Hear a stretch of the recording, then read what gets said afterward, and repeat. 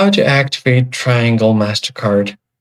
What's up everyone? In today's tutorial, I'll be showing you how you can easily activate your Triangle's Mastercard.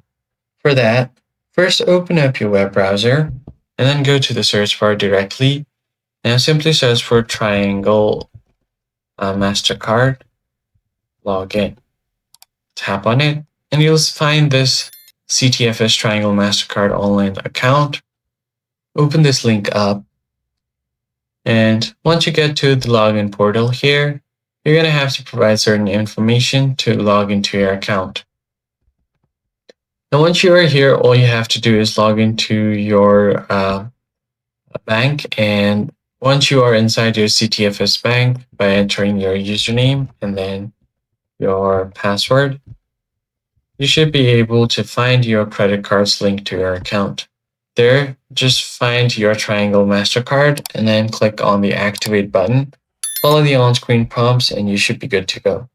That's basically it, guys. If you found the tutorial helpful, like the video down below and subscribe.